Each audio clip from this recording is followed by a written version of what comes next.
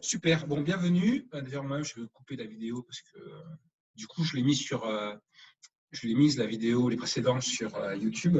Et je me rends compte qu'en termes de qualité de micro, ça ne va pas du tout. D'accord.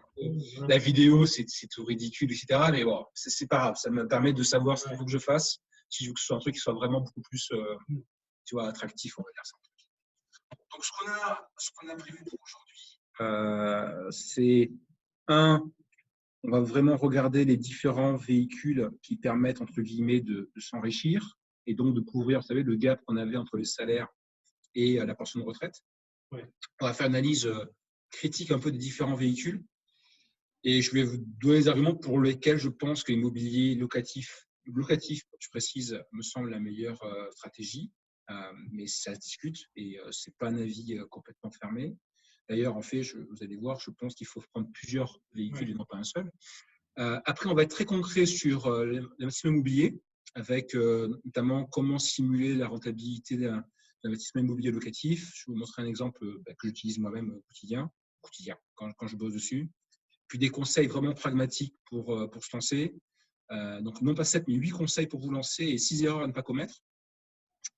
Et puis ensuite, c'était plutôt, justement, c'était mademoiselle Cynthia qui voulait voir un peu la défiscalisation. Donc, le Pinel, j'ai une étude de cas à vous montrer et un petit peu mon shot analysis, est-ce que c'est bien ou pas bien de prendre du Pinel ou de la défisc en général. D'accord.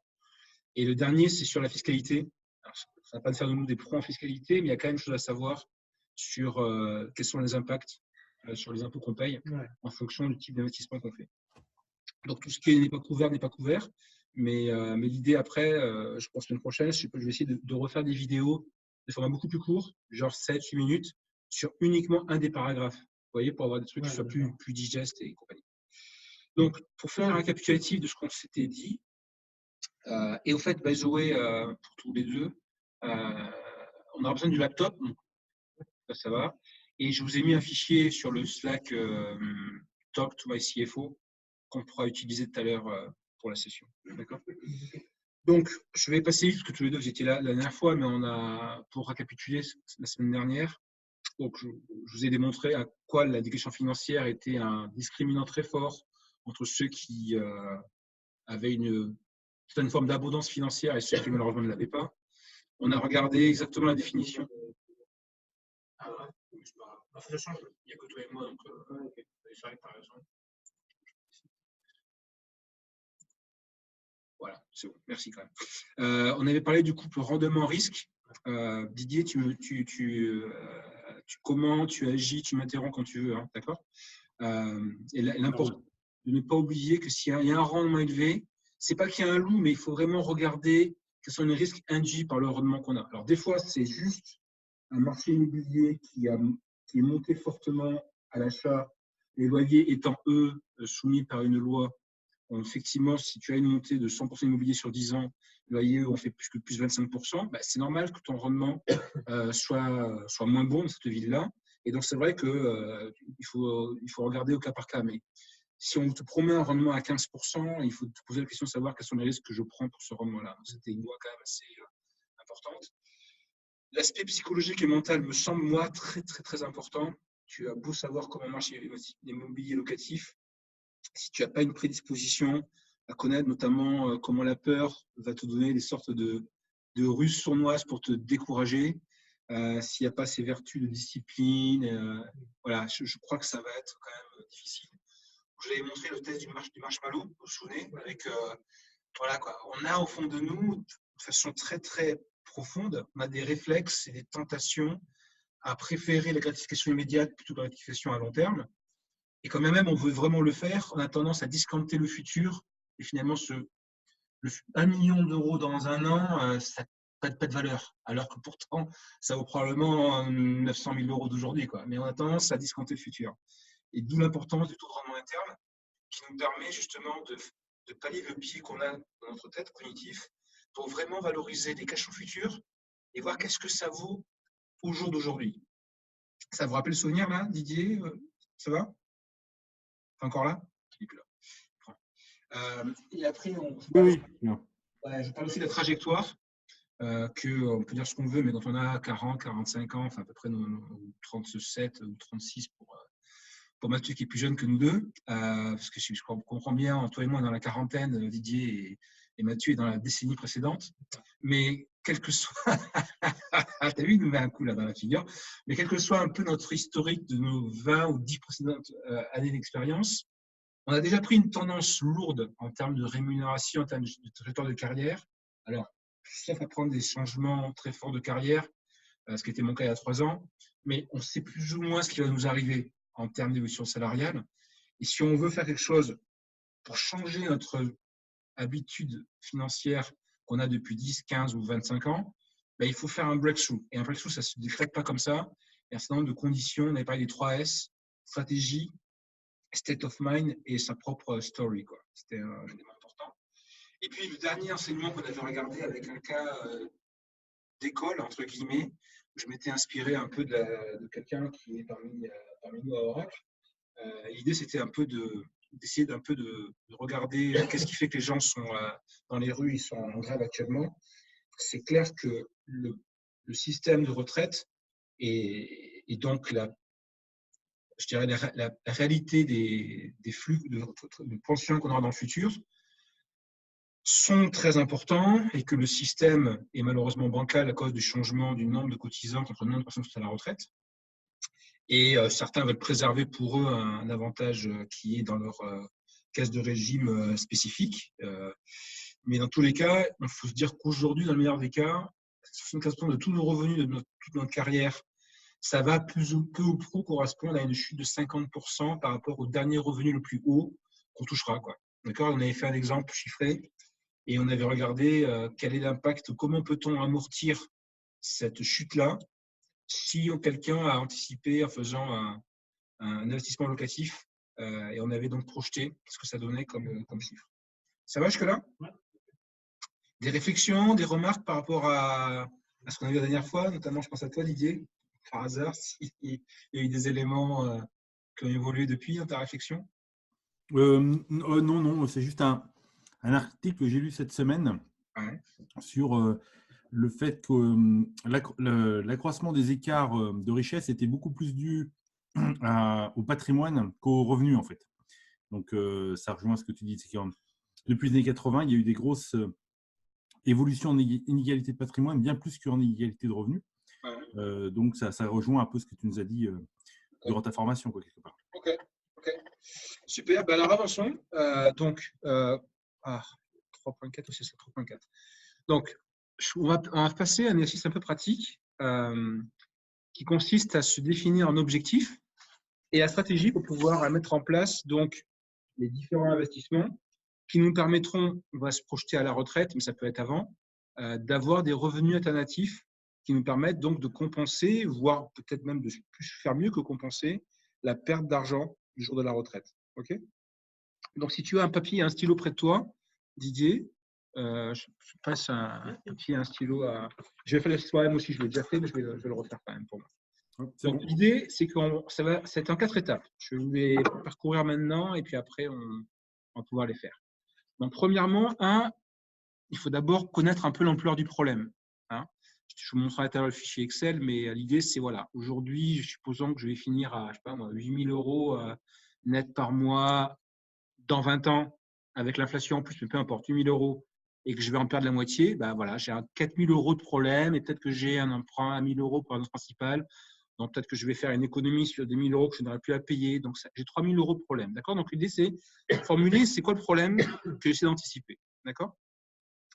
Le deuxième, après, c'est se définir un revenu passif mensuel futur alternatif. Donc là, j'ai dit 8 000 moins 4 plus 1. D'accord ? Donc, c'est à 3 000 euros.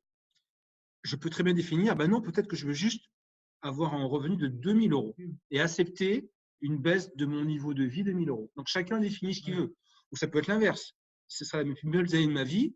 Ah non. Non seulement je veux compenser 3 000 euros, mais peut-être que je veux plus parce que je veux une retraite dorée, opulente, où je prends un avion tous les mois pour aller passer 2 semaines en Thaïlande. Enfin, je veux dire, c'est personnel. C'est pas quelque chose que je peux vous dicter. Mais l'idée, c'est voilà, c'est de quel problème on parle, et après, quelle est l'ambition que l'on veut pour pouvoir résoudre ce problème-là en partie ou au contraire pour l'améliorer. Ça va jusque-là, Didier? Oui, c'est bon. Comme on est pourquoi j'ai commencé à vous poser des questions. C'est clair.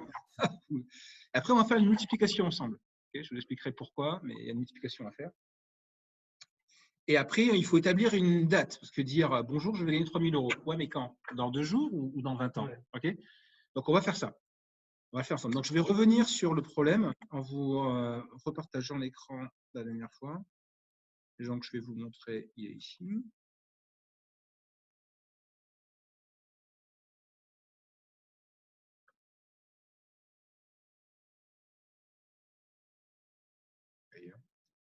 Juste Excel. Donc, on en était à ce graphique-là.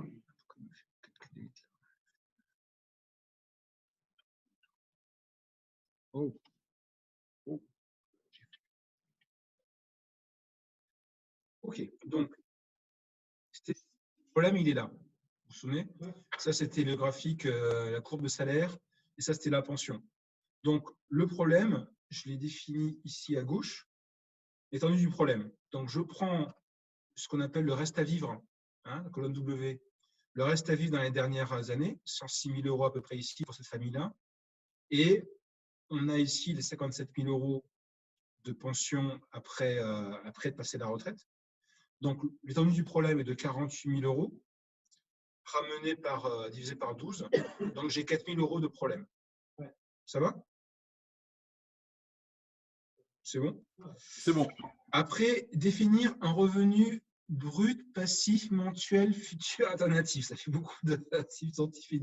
Mais bon, pour aider, je vous l'ai mis sur l'onglet Objectifs et stratégies. Donc, on reprend nos 4 000 €. D'accord? Qu'on a encore une fois, souvenez-vous, quand on avait fait ce calcul-là, c'est les euros d'aujourd'hui. On n'a pas cherché à mettre l'inflation sur les revenus. Donc, j'ai parti du principe que je suis cette personne qui habite à Orléans et que je veux faire mieux que le problème. Je veux faire 2 000 € de mieux. 6 000 €.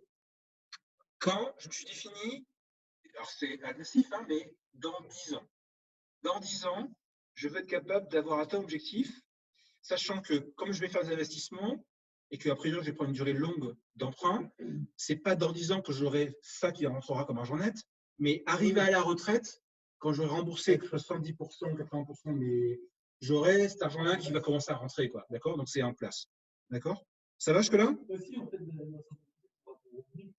ouais. Tu n'auras pas les coûts. Tu auras le revenu brut. C'est ça. C'est exactement ce que je vais montrer juste après. D'accord? Donc, d'abord, un objectif. Bon, moi, je considère que c'est 6 000. C'est pas vraiment mon objectif, mais peu importe. D'accord? 6 000, c'est mon objectif. Et quand je me suis mis 2030. D'accord? Alors, même si en fait, tout à l'heure, c'est plutôt 2040, je crois, 2038, mais peu importe. D'accord? Et je me suis fait un multiplicateur. Alors, le multiplicateur, c'est une sorte de rule of thumb. Grosso modo, j'ai fait des petits calculs. Si vous êtes à moins de 20 ans de la retraite, je propose de prendre une petite heure de 2. Si vous êtes à plus de 20 ans, j'ai pris 1,5. Et je vais expliquer pourquoi. Alors, je vais vous montrer. Ouais, c'est marqué juste dessous. Donc, regarde ce que j'ai fait. Comme là, j'ai pris l'occurrence de l'Orléanais, il est à moins de 20 ans de la retraite. Donc, multiplié par 2. Donc, j'ai fait 6 000 multiplié par 2, ça fait 12 000 €. D'accord? Donc, arrivé à la retraite, ces 12 000 € là, on n'a plus de remboursement d'emprunt à faire parce qu'on va dire que sur les 20 ans, pour faire simple, j'aurais à peu près tout remboursé. En revanche, j'aurai toujours une taxe foncière sur ces biens-là. J'aurai une charge de copropriété et j'aurai probablement un impôt à payer. D'accord? Sachant en plus que là, par contre, je considère que c'est un revenu mensuel futur d'inflation. Donc, dans les deux, je prends deux choses.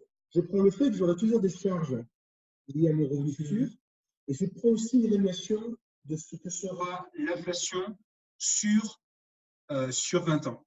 D'accord? Donc, j'ai fait un calcul, je peux vous montrer, mais essentiellement, vous avez déjà vu, je crois. Mais voilà. OK? Et donc, si jamais je me mets en 2040 et que dans 10 ans, j'ai réussi à les investissements qu'il me faut, en 2040, je vais toucher 12 000 € bruts par mois, donc 144 000 € par an, sur lequel, suivi par 12 après, hein, d'accord? Et je vais avoir à peu près 1 500 € de taxe foncière, 1 600 € de charges copropriétaires et un impôt de 3 600 €. C'est par mois. Hein. Okay. Donc, je retombe peu au front aux 6 000 € que je dois faire. Okay. Et je me suis un peu plus, donc c'est 3 événements. Donc, 1, j'ai l'inflation, 2, j'ai les charges, 3, ben, c'est un peu comme on dit la phrase, vous savez, visez la Lune, au moins vous tomberez dans les étoiles. Quoi. Ne visez pas exactement le chiffre qu'il vous faut, parce que vous avez plein de chances, entre maintenant et 2030, de peut-être faire que le 2 tiers ou le tiers. Quoi. Donc, visez plus haut. D'accord? Ça va jusque-là? Didier, bon, je considère c'est très clair. C'est très clair. Pas de souci, okay. C'est très clair. Donc, on a fait la multiplication. Après, il y a la date. La date est importante, mais on va passer au suivant. D'accord? Après, une fois qu'on a mis un chiffre, 12 000 € en 2040 et qu'on est, je dirais, sécurisé en 2030, ce n'est pas suffisamment clair comme objectif. Okay, donc, je vais vous montrer ce que j'ai fait derrière. Et bon. Donc, ce qu'on fait, c'est que je me suis dit, voilà, je vais prendre les 12 000 € que je suis supposé avoir capitalisé ou sécurisé en 2030. Voilà. J'ai commencé en 2020 et je l'exprime par des unités d'immobilisation, d'immobilier, excusez-moi. Donc, je suis parti du principe qu'un studio, c'est 700 €. Excusez-moi. Le T2, 700 €, le T3, 900 € et la maison, 1100 €. Alors ça change entre Paris, Lyon, Rennes, Marseille, peu importe. Okay, mais c'est quelque chose. Et je me suis dit, voilà, je vais me décider par année quel investissement il faudrait que je fasse pour tomber sur à peu près 12 000 €. Donc là, ça me fait un studio, une maison, un T3 studio, j'ai mis des hypothèses comme ça, d'accord? Donc ça me fait quand même, ça fait pas mal d'appartements, ça me fait 2, 4, 6, 8, 10, 12, 14, 15 et 3 maisons. Ouais. Donc c'est assez agressif quand même, ok? Mais on parle quand même après de 12 000 € de revenus qui tombent tous les mois quand même, hein, c'est pas rien. Et après, on peut la finir en pensant avec l'inflation. Et c'est ce que j'ai fait ici, d'accord? C'est-à-dire que j'ai pris exactement le même plan, sauf que cette fois-ci, j'ai pris en compte les revenus que je vais toucher avec une inflation de 1,5%. Donc, par exemple, les 500 € à 500 €, mais la maison, la maison de 1 000 € d'aujourd'hui, ben, je vais toucher 1 015 € de revenus si je vais investir en 2021, d'accord? Et ainsi de suite. Donc déjà, en faisant ça, pourquoi j'ai… Oh, un petit souci. Ah oui, attendez, parce qu'on est passé là, bougez pas. J'ai sauté, voilà, excusez-moi, non.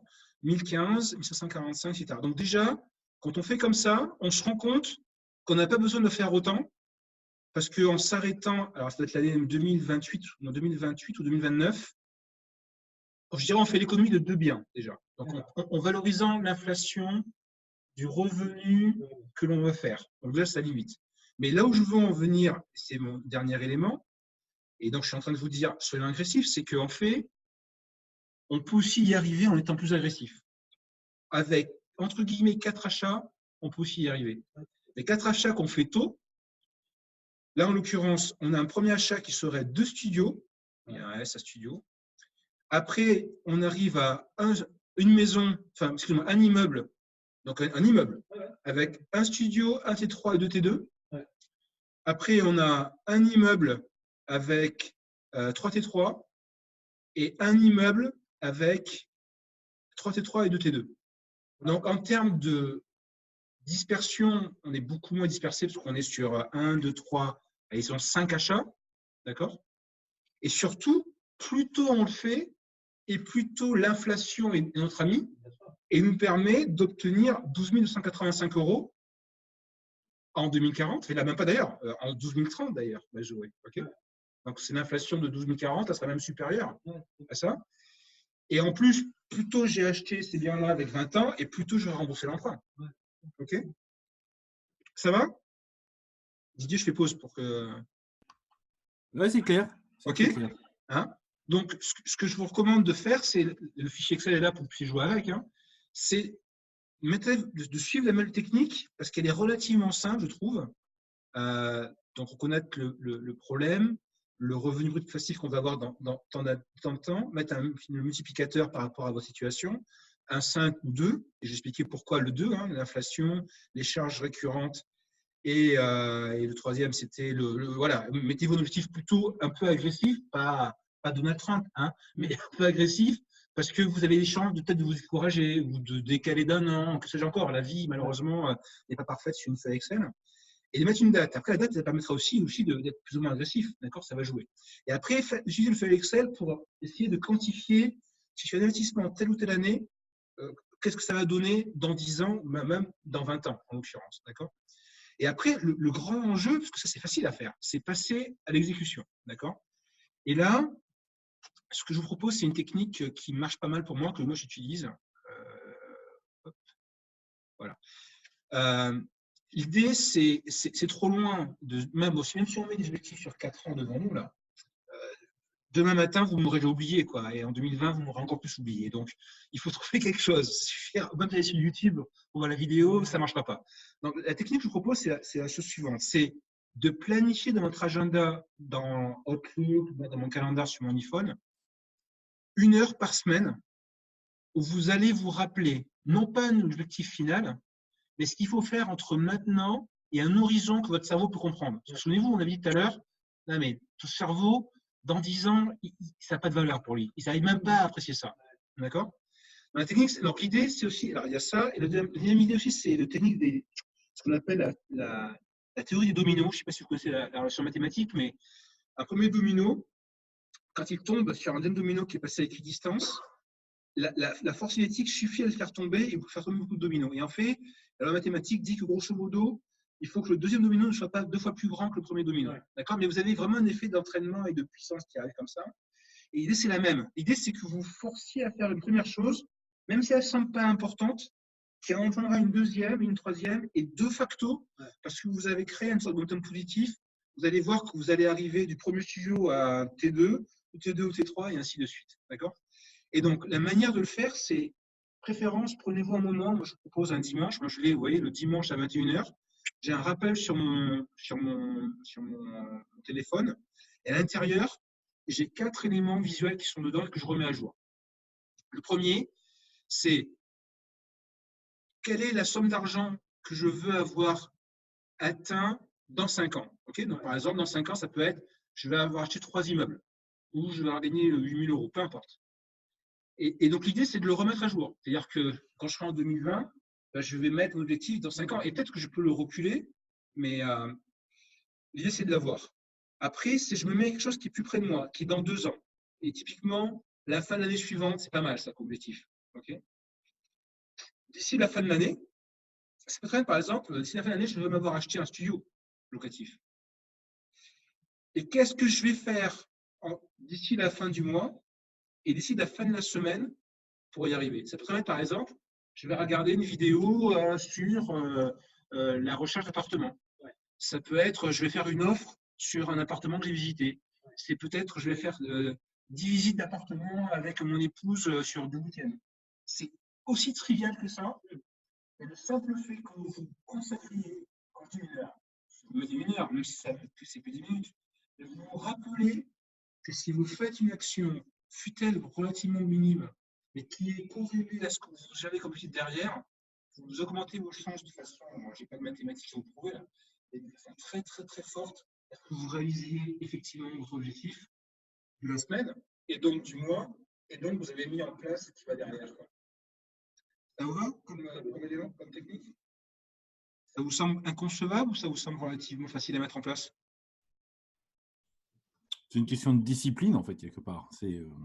Oui, 1 heure par semaine, c'est pas énorme. Si tu te mets dans ton agenda un rappel pour ce rendez-vous avec toi-même, entre guillemets, et que tu mets un recurring event, tous les dimanches, tu auras au moins, au pire, l'irritation d'avoir un truc qui sonne. Et après, à toi, si vraiment toi-même du futur a de la valeur, consacrer ces 5, 10, 15 minutes à remettre les objectifs et te dire, OK, maintenant, quand est-ce que je vais le faire cette semaine? Quand est-ce que je me garde 1 heure pour taper des vidéos sur l'immobilier, tu vois? Tu vois ce que je veux dire? La discipline, tu n'as même pas besoin d'avoir, parce que tu auras simplement toi-même mis en place un rappel automatique qui te dit d'y penser. Tu vois l'astuce, Didier? Oui, je comprends bien. C'est une bonne pratique qu'on pourrait utiliser pour autre chose, d'ailleurs. Absolument, absolument. Absolument, OK. Il y a d'autres méthodes, notamment je vous mets 2 bouquins qui sont là, mais on va avancer. L'essentiel, c'est qu'on puisse tout couvrir aujourd'hui. Et vous savez, je mettrai ça je vous mettrai les liens sur le Slack et vous aurez aussi la vidéo pour retrouver tout ça avec les liens. Donc, ce qu'on a fait là en quelques minutes, alors on était un peu vite et le mieux, c'est que vous le fassiez vous-même.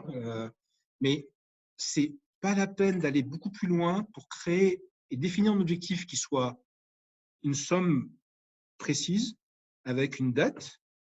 Et la stratégie, c'est simplement quel est le type de bien qu'il va falloir que j'achète et que je pondère pour que, arrivé en 2040, j'ai ce revenu brut inflaté de l'inflation qui va me permettre d'avoir ça, moins les charges qui vont me rester, l'impôt, taxe foncière et charges de propriété, pour faire abstraction des autres dépenses de type rénovation, mais celles-là, on ne va pas trop les factoriser, même si elles existent dans la vie réelle. Et on y arrive. Après, la stratégie, on peut l'améliorer, on peut l'affiner. Là, penser à des immeubles, ça m'évite de me disperser à faire trop d'achats. D'accord ? Ouais. Ça, chacun. Et voilà. Et après, encore une fois, la théorie, c'est super, mais si vous ne pouvez pas l'implémenter au quotidien, juste de 1 à 2 heures par semaine, ça restera une théorie. Vous avez passé un moment sympathique avec moi, si tant est qu'il est sympathique. Et c'est tout ce qui en restera. C'est un peu dommage. D'accord ? Donc, c'est vrai que je suis assez tourné vers l'immobilier, mais ce n'est pas parce que je rêve de l'immobilier, c'est que j'ai aussi analysé un peu les différentes méthodes pour y arriver. Et je vais vous les présenter, mon analyse. Et puis surtout, on va regarder comment les millionnaires ont-ils fait pour être millionnaires. C'est quand même pas mal de regarder ce genre-là. Et donc, pour immobilier, tu veux dire comme Bernard Arnault? Alors, bon, là, c'est pour rappel. On se souvient, on avait des graphiques qui avaient montré que la distribution, tu en parlais tout à l'heure, Didier, les richesses en France, c'est très inégal, que les 10%, le salaire moyen était à 1 700 €, on était dans les 1 400 € au niveau de la pension alimentaire, excusez-moi, au niveau de la pension de retraite, et que pour commencer dans les 10%, il fallait un patrimoine d'à peu près un demi-million d'euros. Et le plus 1%, c'était 1,9 million en capital et 5%, c'est ça. Et donc, j'ai retrouvé pour vous, j'ai cherché des informations. Là, c'est l'INSEE je crois qu'on avait vu ça ensemble. Je ne suis plus trop certain. Mais là, on a par décile, donc par tranche, la population française. Et on peut voir son patrimoine. Et vous voyez que rapidement, dès qu'on tape dans les plus 40%, l'immobilier, subitement, a une part prépondérante avec le financier dans le patrimoine des Français. Et vous voyez que plus on passe du bottom 40% dans les top 1, 2, 3, 4, 5, 6 qui sont ici, l'immobilier, c'est la part du lion. C'est la part du lion du patrimoine de ces personnes-là. D'accord ? Et dans les top 1% les plus riches, et supposons que ce qui est très intéressant, c'est la tripartie qu'on a entre l'actif professionnel, donc en clair, ils ont créé du business, l'immobilier 30% et les liquidités financières, cash et actions 35%. D'accord ? Ça va ? Et on voit que dans ces 1%-là, il y a des revenus qui sont importants, 8 850 € par mois pour les personnes seules, un couple 13 000 et 18 500. D'accord ? Et ça, c'est la picture du patrimoine de ces gens-là. Ça ne dit pas, et c'est là où je vais en venir, ça ne dit pas comment ils ont fait pour en arriver là. Okay ? Donc, je vais essayer de chercher comment ils ont fait pour en arriver là. D'accord ? Quiz. D'après vous, sur les 4 vecteurs, pour pouvoir. Alors là, on est plus que 3. Moi, je fais déjà la réponse, mais on n'est plus que 2. Mais là, c'est pas un pourcentage. Alors, le pourcentage, c'est pas, le total ne fait pas 100. Parce que d'ailleurs, un des enseignements, je suis déjà en train de dire à l'avance, mais il y a plusieurs véhicules en parallèle quand même. OK ? Mais comme ça, ordre de grandeur, Didier, d'après toi, parmi les millionnaires, combien, entre guillemets, en ont hérité ? Donc, ils sont des millionnaires. Allez, je mettrais 30%. OK. 30%. Tu dirais quoi ? 70. 70%. OK. Par les investissements financiers. C'est en Europe. Bonne idée. C'est très bonne remarque. J'ai pris les chiffres d'une agence Core Data, machin, Research. Ouais, c'est marqué. Non, mais excuse-moi, je suis un peu rapide. Donc 30% Didier, Mathieu 70%. Investissement financier qui inclut l'immobilier. Ouais. Je te précise. Dans ce cas-là, ouais. Non, je te précise. Parce que je suis allé chercher voilà, je vous passe les détails, mais je suis allé chercher un peu dans le détail. Combien d'après vous en pourcentage ont utilisé un vecteur boursier ou immobilier pour pouvoir être millionnaire en pourcentage? Jean-Pierre, je vais réviser. Alors, juste pour information, Cynthia est avec nous également, parce qu'elle est connectée. Ah, salut Cynthia. Donc, je me rends compte que je ne vais pas arriver à 100% en fait. Mais non, Je c'est vais fait exprès. rester à 50% pour l'héritage et je vais Allô mettre 25% pour les investissements financiers. Salut. Salut Cynthia. J'étais connectée, mais je me mets toujours en mute. Mais effectivement, je suis là, donc je suis. Je vais t'interroger toi aussi. Il n'y a pas de raison que ces messieurs qui auront de la parole. Mais content que tu sois là. Alors que le début, tu as dû le rater, mais quand il est là, tu sais que j'enregistre. Donc, tu pourras revoir le début. Ouais, c'est cool. Parce que la stratégie, c'était important pour toi, je pense. La stratégie pour exactement. définir. C'est pour ça que j'ai tenu à me connecter. Ouais. Donc, tu as raté la stratégie ou tu l'as pas raté? Non, je pense que j'ai raté le début et en fait, je suis connectée depuis à peu près 15 minutes. D'accord. Bon, de toute façon, au pire, tu pourras refaire le replay et voir le début. Mais l'idée, c'est vraiment de vous donner avec le fichier Excel que j'ai remis sur Slack. Oui, j'ai vraiment, entre guillemets, vous n'avez plus qu'utiliser le fichier Excel, quoi. Et jouer un peu avec et passer un quart d'heure dessus, pas plus. Et vous avez votre objectif, votre stratégie, même si elle est à affiner, quoi. Mais qui va faire ça tout seul dans son coin? Enfin, tu vois ce que je veux dire?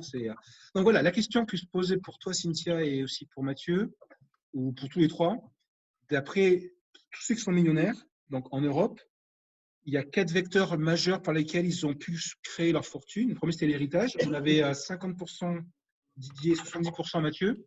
Cynthia, d'après toi, parmi les millionnaires, qui a été né millionnaire, grosso modo? Comment ils sont devenus millionnaires, la question? Non, ouais, c'est ça. Donc certains sont nés millionnaires. Donc, ils sont nés millionnaires en étant millionnaires. Moi, je dirais par les investissements, par les investissements financiers.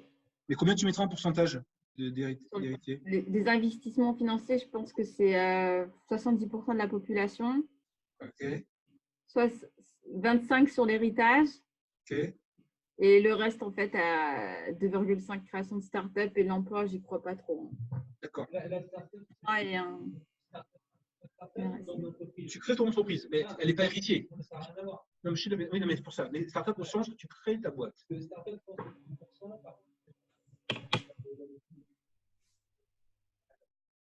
Par contre, à créer une startup, juste d'accord, c'est tu crées une activité professionnelle, tu la développes et tu la revends à la retraite. Okay? Ou tu la gardes à la retraite éventuellement. 50%. D'accord. Okay. Et leur emploi, Didier, éventuellement? Alors attends, donc moi l'héritage, je mettrais 50%, création de sa startup, je mettrais 25%, investissement financier, je mettrais 13%, et leur emploi 2%. Ça va être pas loin des 100. Ça peut être supérieur à 100%. Hein. Même si c'est pas 10%. D'accord. Ok. C'est marqué ici. Ouais, c'est marqué ici. Mais on a 40% par. Je sais, ça va partir ce truc-là, mais j'arrive pas. 40%. Excusez-moi. 40% par l'héritage. Et vous avez l'article qui est à côté. 52% c'est financier et immobilier ensemble. 33% par la création de sa propre entreprise, c'est vous devenez le prochain. C'est quoi la boîte qui. Steve Jobs. Non, oui, ou le prochain Microsoft, c'est un peu gros ça, mais la boîte française là, qui a cartonné sur Internet. Blablacar? Ou Blablacar. Ou de plomberie, peu importe. Et d'ailleurs, c'est intéressant, regarde. Mais regarde, c'est son activité, il parle finance, services, fabrication et télécommunications. Intéressant. Et leur emploi, 68% quand même. Là, ça m'a surpris. Ça m'a vraiment surpris aussi. Ok. Ça, j'étais là. Et là, dans le base joué, il y a 15% par le mariage et 7% par le jeu de hasard. Qui est pas mal aussi intéressant. D'accord. Et, ouais. Et après, qu'est-ce qu'ils font de leur argent à la retraite? Ouais.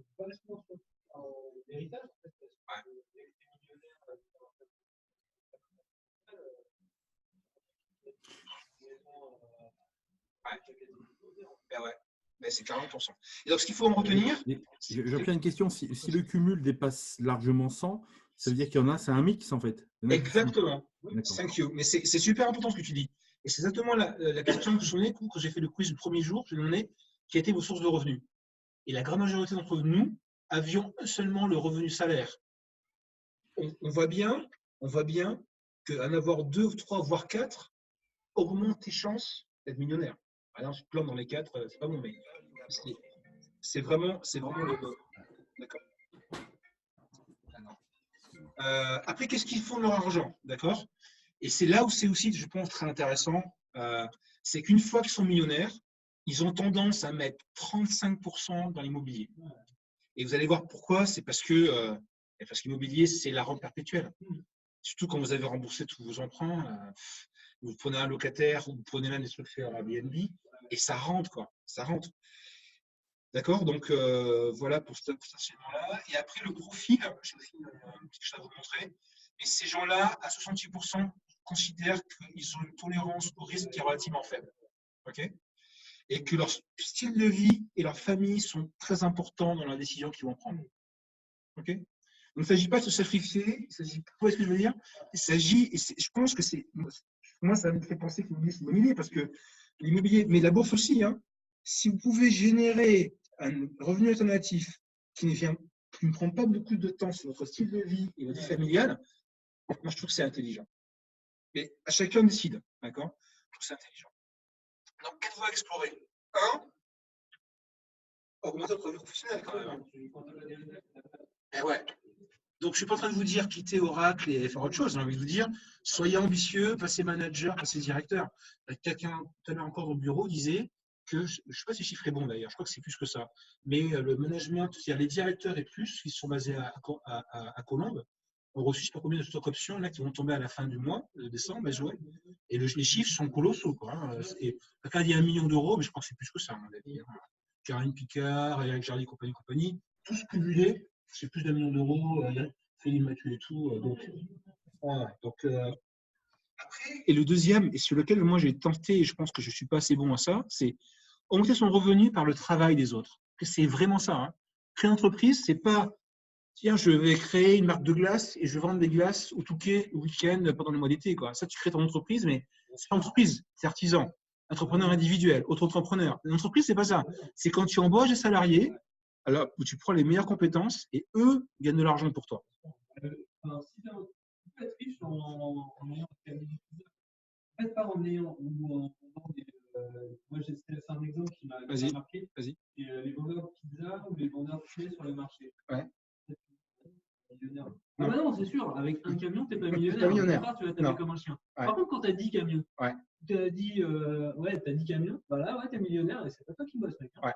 C'est une grande différence. Moi, j'ai un exemple très concret, c'est que en loisir, les projets, c'est peut-être de me dire, bah, tiens, je vais monter une brasserie, une micro-brasserie de bière. D'accord. Parce que moi, mon but, c'est monter une, c'est pour me marrer, c'est pas pour gagner de l'argent. Ouais. Si j'ai envie si je vois que ça marche et que je me marre bien, mais que j'ai envie d'en faire quelque chose, je peux en monter une, en monter 3 ou 4. C'est comme ça que tu marches. Parce que si tu fais les calculs, en plus, les calculs sont hyper simples sur une brasserie, tes coûts, tes revenus, c'est facile, ton canal de distribution. Et après, tu as un truc au milieu qui s'appelle la charge sociale, le personnel. En fait. Tu te rends compte que tu peux le faire tourner avec une personne. Si cette personne, c'est toi, bah, tu ne vas pas te développer. Hein. C'est hyper important. Ouais. Investissement boursier et immobilier. D'accord. Donc, les enseignements, on l'a dit, je ne vais pas le répéter, mais multisources. Et à la retraite, l'immobilier est incontournable. Qu'on le veuille ou non, c'est incontournable. Ça, je pense, c'est clair. Il y a un article très bien, je vais juste l'ouvrir. Et excusez-moi, je vais juste l'ouvrir pour que vous puissiez être un peu inspiré. Je vous mettrai le lien sur ce article, mais qui va un peu plus loin en narratif par rapport à ce que je suis en train de vous expliquer, parce que je veux vraiment qu'on couvre tous les éléments. Et donc, parce que je vais un peu vite, mais encore une fois. Et j'ai vraiment trouvé.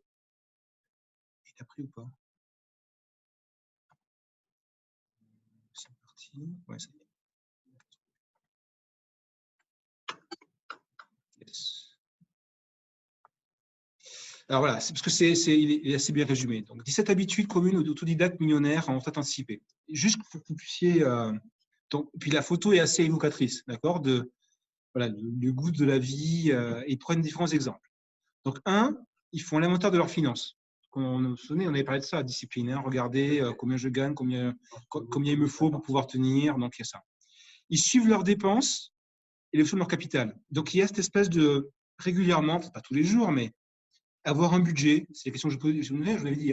Tu as un budget mensuel? Non. Okay. Ton capital, où est-ce que tu en es? C'est quoi aujourd'hui? Tu vaux combien aujourd'hui en tant que patrimoine? Ils le suivent. Il y a des exemples, mais on va passer dessus. Ils pratiquent un peu l'ascèse, c'est-à-dire qu'ils ont tendance quand même à avoir une vie plutôt frugale. façon générale, plutôt que nécessairement se faire un grand restaurant tout le temps. Après, il y a des cas extraordinaires qui vont jusqu'à vivre avec 18 000 € par an, mais peu importe, c'est une question de tendance. Ouais. Ils limitent leurs frais de logement, donc ils ne cherchent pas à avoir un château où ils vivent tout quotidien. Ils se concentrent sur l'augmentation de leurs revenus, c'est ce qu'on vient de dire à l'instant. Ouais. D'accord ? Ils se concentrent dessus. Donc, comment je vais faire pour gagner plus d'argent en Oracle ? C'est vraiment une question à se poser. Pour épargner leurs revenus supplémentaires, donc ils ont une approche d'épargne. Ils se créent des revenus passifs. Bingo. Ouais. On est exactement dans ce que j'essaie de prêcher aussi. Ils aiment leur zone de confort. C'est ce qu'on essaie de faire aussi aujourd'hui. D'accord ? Vous avez une trajectoire. Qu'est-ce que je vais faire ? Et donc, je me mets un peu en danger. Mais bon, en essayant d'avoir des stratégies et techniques, le danger, je peux le circonscrire. Une fois à la retraite, ils sont même une approche plutôt à dépenser moins, sans pour autant avoir une mauvaise vie. D'accord ? Quand ils dépensent leur argent, c'est pour quelque chose de meaningful. C'est je pars en Thaïlande avec mes enfants. D'accord ? C'est intéressant qu'on fait. C'est un pas de mots, vous voyez, c'est après leur participer, ils perdent leur intérêt pour l'argent. Donc l'argent n'est plus une source de motivation en soi, quoi. D'accord ? Et ça se termine par ils valorisent le bonheur plus que l'argent, qui voit seulement comme un moyen. C'est exactement ce que vous disiez au début, quoi. C'est après à vous d'être inspiré ou pas, mais et pourquoi pas émigrer à des endroits où la vie est moins chère. Ah ouais. Le Portugal actuellement qui cartonne comme d'autres. Et puis ils découvrent de nouveaux passe-temps. Donc une fois que tu as créé le revenu des 12 000 € que tu vas avoir en 2040, bah, tu as tout ton temps devant toi, tu n'as pas la pression financière, bah, tu commences à explorer de nouvelles choses, quoi, hein, subitement, quoi. Okay. Ils aiment l'activité physique et ils voyagent. Okay. Voilà, c'est juste pour vous illustrer un petit peu au-delà des chiffres, ce que ça veut dire pour la vie, quoi. Hein. Je ne veux pas que vous ayez l'impression, comme tout à l'heure, on me faisait la remarque à table que j'étais un monsieur Matrix et que je vivais que par des décisions sur Excel. Non, c'est ce genre de perspective-là que j'ai envie d'avoir à la retraite, mais même avant. Ouais, ça me parle, ça. Ouais. Ça me parle. Donc, quelques éléments sur… donc, je vais essayer d'analyser les différentes voies, d'accord ? Dans son entreprise, j'en ai créé une et que j'ai après arrêté au bout d'1 an et demi pour reprendre ma carrière. Là, c'est que vous puissiez vous rendre compte qu'on n'est pas les seuls à se poser la question de créer une entreprise. Le nombre d'entreprises créées en France, on est à plus de 500 000 par an en France quand même. 500 000. Vous avez la répartition entre les types d'entreprises SARL, SAS, et évidemment, on a beaucoup de micro-entrepreneurs. Hein, mais comme on disait tout à l'heure, quoi, si tu es un livreur de pizza tout seul dans ton coin, voilà.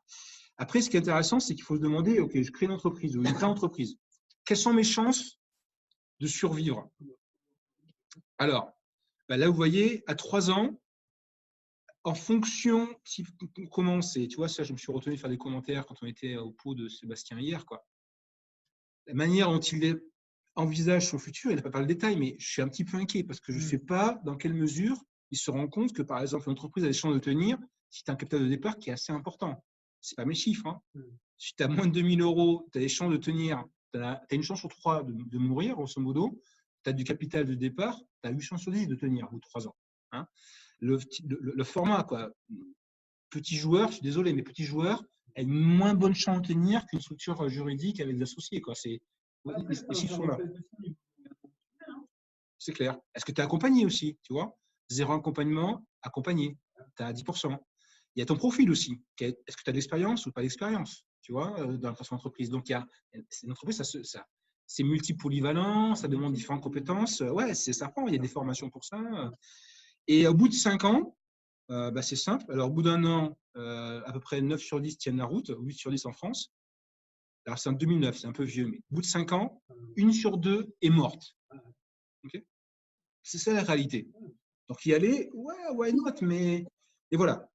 En résumé, mon analyse personnelle, hein, donc qui vaut ce qu'elle vaut, c'est la voie royale pour avoir la fortune maximum. Si vraiment vous êtes successful et que vous créez une entreprise et vous avez un effet de levier en ayant des employés ou différentes royalties, etc., peu importe ce que vous allez faire, ouais, c'est clair. Si vous faites des levées de fonds, et ça s'apprend une levée de fonds, hein, il y en a qui en font tous les jours, vous avez un effet de levier qui est extrêmement puissant, quoi. C'est passionnant. Ma petite boîte de 2-5 cosmétiques dans les cosmétiques, je vous garantis que pendant 1 an et demi, je me suis éclaté. C'était vraiment génial. C'est un test quotidien.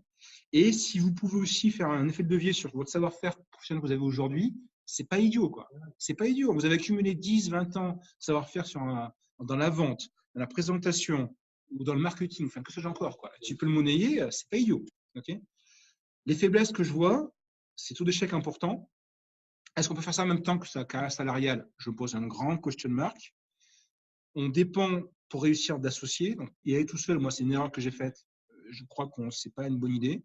Je vais essayer et ça va coûter trop cher en compétences que je n'avais pas, que je payais pour complémenter celles que j'avais moi. Et je crois qu'être plusieurs nous rend plus fort, quoi. Je suis vraiment persuadé pour l'avoir vécu. Et je crois qu'il y a un effort d'apprentissage. Comment créer une boîte, comment la faire vivre. Et il y a un labeur qui sont vraiment proportionnels au succès que vous allez avoir. Voire malheureusement parfois, vous allez bosser très dur, vous allez quand même vous planter, quoi. Okay, donc, ce n'est pas celle que je recommande à cause de cet écart force-faiblesse qui, à mon avis, sauf si vous êtes vraiment extrêmement motivé, vous avez des bons entourages, voilà, l'analyse. Le boursier, comme deuxième analyse, c'est une voie, à mon avis, à considérer comme la première qu'on vient de faire à l'instant, entre autres, parce que je ne sais pas si c'est vraiment de Wallenstein, mais il dit que les intérêts composés sont la plus grande force de l'univers. Et c'est ce que toi, tu nous expliquais, Mathieu, l'autre jour, et qui est illustré par un graphique qui est celui que vous voyez à l'instant. Les intérêts composés, c'est quoi? C'est ce qui est en bleu ici. L'idée, c'est mettre 100 € de côté. Là, en l'occurrence, c'est 1 000 €. Je mets 100 € par mois, tous les ans, pendant 30 ans. D'accord? Et j'ai un rendement qui est assez élevé, mais qui est de 10% par an. Le capital que je vais obtenir va être de 234 582 €, dont 37 000 € de l'épargne que moi, j'aurais mis à l'intérieur. C'est-à-dire que je dirais le résultat que vous avez vient beaucoup moins de votre force d'accumulation à vous, mais vient du fait que votre capital, plus les intérêts de vos capitaux réinvestis systématiquement sur une longue période de temps, fait que vous avez un enrichissement qui est vraiment, vraiment, vraiment phénoménal. Et cette force-là, c'est que dans l'investissement de long terme de type boursier qu'on en retrouve, quoi. Dans l'immobilier, on n'a pas ça. Non, mais on n'a pas. C'est un revenu récurrent. Ouais. C'est pas compatible. Ouais. Si tu utilises l'argent, forcément, ça va pas accumuler, ça va pas faire des intérêts composés. C'est l'exact opposé, en fait. Mais c'est pour ça que c'est complémentaire. Et voilà, merci. OK. Alors, maintenant, les actions, OK, c'est très bien. Maintenant, je suis allé chercher c'est l'AMF, vous voyez, qui est marqué ici. Sur la période 2013-92, ce qu'il faut en retenir ici, excusez-moi, c'est le code couleur. OK, donc, vous avez livret A qui est là. Vous avez les actions qui ont le rendement moyen, le deuxième sur la période. OK. Vous avez, je crois que ça, c'est les obligations qui sont un petit peu chouillées un peu mieux. Vous avez l'or et vous avez l'immobilier sur la période. D'accord? Ouais. Et donc, ça, c'est ce qu'on a en France, cette période-là. Et voilà ce qu'on a en Italie, en Japon. Donc, Gadin sur l'action et Gadin sur l'immobilier. Là, ce qu'on a aux États-Unis, action ici, ainsi de suite. Ce qu'il faut en retenir, c'est que le timing du placement est assez important. Et c'est ce qui est marqué là, c'est un peu long, mais l'idée, là, le Japon, ils n'ont pas déflationniste. Le Japon, pour notre idée, le marché est monté tellement haut que les gens empruntaient sur 2 ou 3 générations pour acheter un immobilier. Donc, quand vous arrivez à cette situation aberrante-là, tôt ou tard, ça tombe et là, ça tombe de haut. Mais l'idée, c'est que si on mise tout, on avait tout misé en l'an 2000, juste avant la chute, voilà, on arrive, on a perdu 50% 3 ans après, à 3000 points, c'est sûr que là, c'est pas bon, quoi. Si par contre, on rentre et qu'on met une somme de départ relativement faible et qu'on reste longtemps à l'achat, là, on retrouve un rendement plus fort. Donc, attention à ne pas mettre 100 000 € de cash tout de suite sur l'action au CAC 40 qui est à 6 000 € by Zoé aujourd'hui, d'accord? Parce que je ne veux pas que vous me disiez après, mais Jean-Pierre, tu m'as dit que l'immobilier, l'action était toujours le meilleur et que je peux y aller. Voilà. Le point d'entrée d'un capital important. Aujourd'hui, qu'est-ce qui était effectivement important que plus régulier, très honnêtement. Et pour la raison très simple du marketing, c'est-à-dire que tes courbes là, un mois après, elles peuvent être inversées. C'est ça. C'est ça. Personne ne peut prédire ce qui va se passer sur le marché d'actions. Ce qu'il faut retenir en tout cas par contre, c'est que dès que le timing est important, ça ne veut pas dire qu'il faut faire du market timing. Parce que bien retenir que non. personne n'a de boule de cristal. C'est ça. Et on a beau être le meilleur financier du monde, on ne saura pas dire à combien sera le marché demain. Ouais. Donc ça ne sert à rien. Pour investir, faut investir. Il faut investir tous les mois. C'est ça. C'est ce que je fais maintenant. Mais par contre, tu vois, les trucs que j'avais commencé avec le PEA, j'avais dû mettre 10 ou 15 000 euros au spot. Ouais. Je ne regrette pas de l'avoir fait. Aujourd'hui, cette stratégie, pour l'instant, elle est plus payante que ma stratégie régulière. Mais ça peut s'inverser. C'est ça. Je fais les deux. C'est ça. Donc, ce que j'aime beaucoup, c'est quand on a cette discipline de mettre des sous sur des supports qui génèrent des intérêts composés. Donc, c'est obligations et actions, pour faire simple, pas les fonds en euros. C'est le meilleur rendement sur le long terme, sauf à rentrer dans le marché au mauvais moment. Okay, mais bon, encore une fois, en mettant un petit capital et en allant 20 ans après, on a vu les montants sont assez colossaux. C'est, je pense, le plus simple d'accès. Entre guillemets, hein. Tu vas à Boursorama ou tu vas fortuneo.com, tu mets 5 000 euros, tu demandes une gestion pilotée, un peu dynamique et boum ma poule. Je ne dis pas que c'est le meilleur choix, mais c'est facile d'accès. D'accord ? Pas la peine de faire 3 heures avec Jean-Pierre Saint-Aimé sur c'est quoi l'enrichissement ? C'est quand même facile d'accès. Bon, l'élément majeur, c'est le facteur temps plus intérêt composé. L'apprentissage illié, tu nous en as la dernière fois, moi je dirais qu'il est modéré. Il faut quand même avoir un peu de culture sur les bourses, comment ça marche, c'est quoi les dividendes, c'est quoi un haut rendement, c'est quoi les activités. Il y a un minimum à savoir, mais le labeur, par contre, à mon avis, quotidien est très faible par rapport à une création d'entreprise, on est bien d'accord. Le marché est très liquide. Okay, c'est un élément, c'est assez important. Et puis, on peut se protéger contre les baisses. On ne va pas le faire aujourd'hui, mais c'est possible de se protéger contre la baisse. Après, voilà. Après, les éléments de faiblesse, hein, le premier qui me vient moi à l'esprit, et c'est mon idée, hein, c'est est-ce que vous avez les tripes pour accepter une baisse de moins 40% sur ce marché immobilier et ne pas altérer votre décision d'achat ou d'en sortir, quoi. Tout le monde, à mon avis, n'a pas les guts pour pouvoir le faire. Il y a une discipline budgétaire ou alors il faut mettre un système automatique qui prend de votre salaire, qui met 150 euros sur un PEA et je le réinvestis. L'effet de levier n'existe quasiment pas, donc c'est un inconvénient. Et puis je pense qu'il y a une idée fortement préconçue sur le casino et compagnie, donc je pense que les actions sont risquées. Je pense que c'est un peu la faiblesse de cet investissement-là. On aura du mal à convaincre les gens parce qu'il y a une idée fortement préconçue que c'est pour les très riches. Enfin, voilà, il y a un côté un peu négatif, capitaliste, qui, je pense, est un peu sa faiblesse. Et puis, j'arrive à mon chouchou à moi, mais pour tout vous dire, hein, moi, grâce à toi, Mathieu, j'ai recommencé mes investissements permanents. Non, je te jure, j'avais arrêté depuis je ne sais pas combien d'années et j'ai recommencé. Là, j'ai mis 250 euros tous les mois. Et parce que dans 20 ans, quand je serai plus ou moins à la retraite, je suis certain que tu as raison, je vais un capital de plus. Je suis idiot de m'arrêter là où j'en suis, quoi.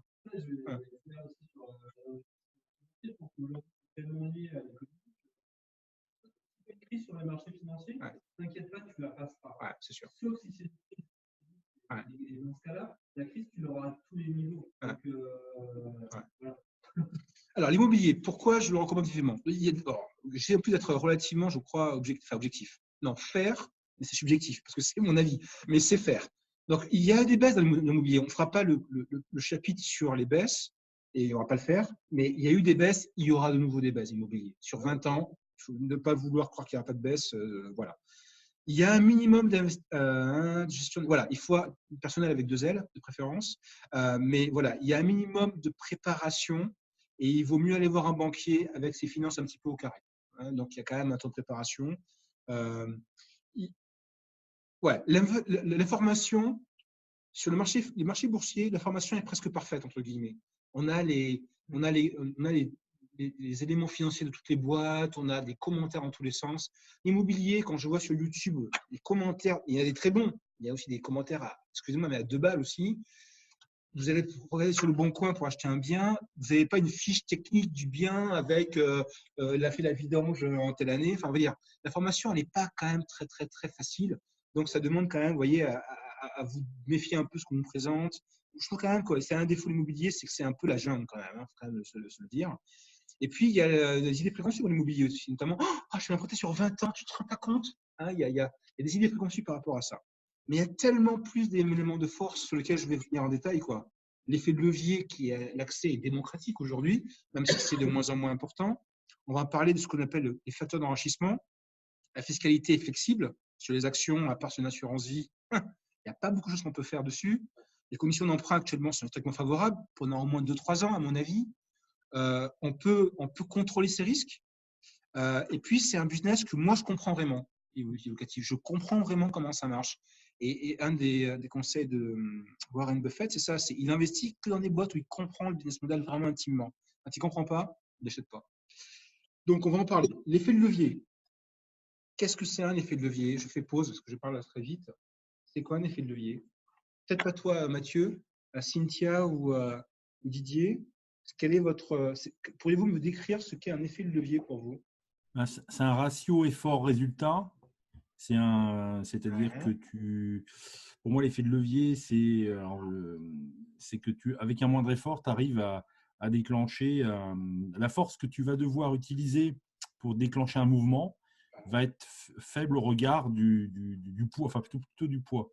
Tu utilises un faible effort pour soulever un grand poids parce que tu utilises des mécanismes de levier comme les poulies, par exemple. Très bien, les poulies. Tu as des effets de levier. C'est ça, c'est un rapport physique en fait. Cynthia, ta description, un effet de levier, si tu es encore là. Alors, l'effet de levier, je vais vous raconter une histoire vraie en plus, et qui me fait rigoler quand j'y pense. Donc, pendant une époque, j'avais une petite copine qui s'appelait Petra, américaine et allemande. Imaginez une blonde, 75, cheveux courts, très élégante, directrice marketing dans une biopharma. Et un jour, on était dans une soirée, on avait invité, et il y avait des cocktails, etc. On suivait, et puis elle me dit que ça évoque notre soirée, où elle était comme ça en train de picorer, et puis elle rigole, et puis en anglais, elle disait « I like mops ». Mops, M-O-P-S. Et le garçon qui a été dit « Mais what are mops ?» Qu'est-ce que sont des mops? Et elle dit « Money of other people ». Donc M-O-P avec F derrière. Donc elle m'utilise le petit four en faisant un peu la fille un peu précieuse. I like mops. Et en fait, c'est exactement ça. L'effet de levier, c'est investir avec l'argent des autres. Mais c'est vraiment ça. C'est vraiment ça. Et c'est pour ça qu'on avait commencé dans le débat, et je vais revenir là-dessus. Votre résidence principale, qu'est-ce que c'est? Vous accumulez du capital sur la base de votre argent à vous, qui est votre capital d'emprunt. Investissement locatif, vous accumulez du capital sur la base du loyer encaissé de vos locataires. Vous gagnez de l'argent sur l'argent de vos locataires. Moralement, ça ne pose pas de problème. Mais non, parce que lui, tu lui offres un service, on a déjà parlé. Et fondamentalement, pour moi, le débat entre je ne sais plus ce que faire, il n'y a même pas de débat. Il n'y a même pas de débat. L'effet de levier est là.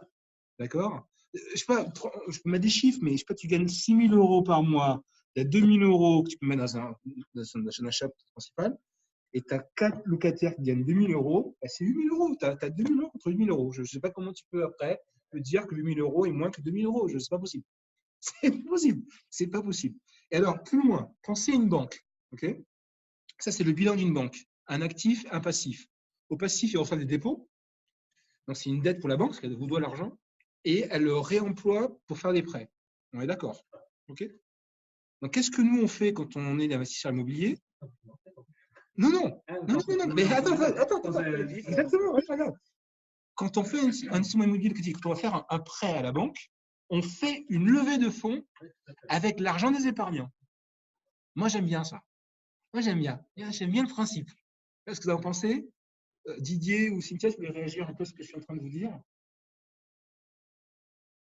Non? Bon, pas de réaction. J'espère que vous n'êtes pas en train de vous étrangler. Et mieux encore, et si on peut le faire et qu'en plus on est fiscalisé, notamment pour Cynthia, on lève de l'argent d'épargnants et des autres contribuables. Ça me plaît encore plus, ça. Ça me plaît encore plus. D'accord? Donc, c'est notre tâche numéro 1. Le numéro 2, ce que je voulais vous montrer, c'était il faut comprendre comment marchent les emprunts immobiliers. D'accord? Et je vais vous montrer qui est là. Ici. Et je vous ai mis la formule est toute faite, donc vous allez pouvoir comme ça vous-même jouer avec. Donc, c'est une mécanique qui est dans Excel. Donc, j'ai mis un montant, la durée de l'emprunt qui est annualisée, donc 100 000 € sur 20 ans. j'ai mis le taux d'emprunt, 1,2%, de préférence avec l'assurance obligatoire, mais on va faire simple. Et ça vous calcule automatiquement la mensualité que vous aurez sur la période. D'accord? Et ça marche avec le document qui est dessous, où il faut… Enfin, d'ailleurs, il y a une petite erreur. D'ailleurs, je me rends compte, il faut mettre 9.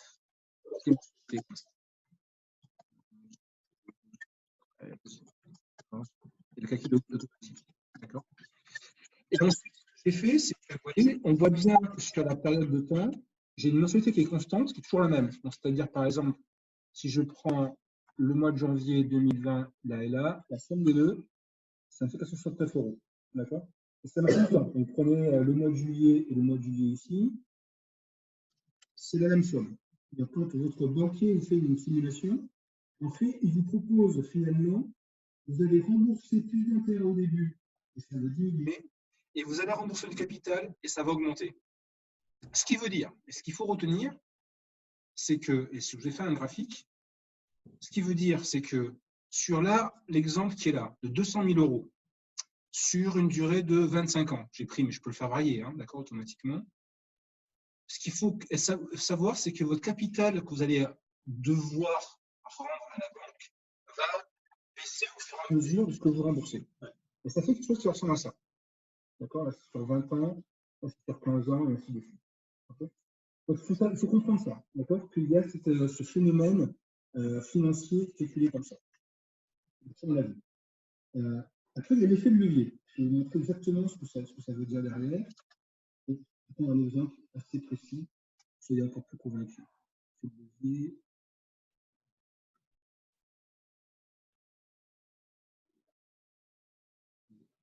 Donc, prenons, ouais, j'ai un achat que je veux faire, un appartement T3, 200 000 €. Je vais le louer 1 100 €. Je vais financer dans un cas sur 20 ans, dans les deux cas sur 20 ans, mais j'ai deux cas. J'en ai un où je vais mettre 100 000 € en cash. Tu l'aurais pris, ça, sacoche? Ah oui, tu l'as. Ouais. C'est Didier.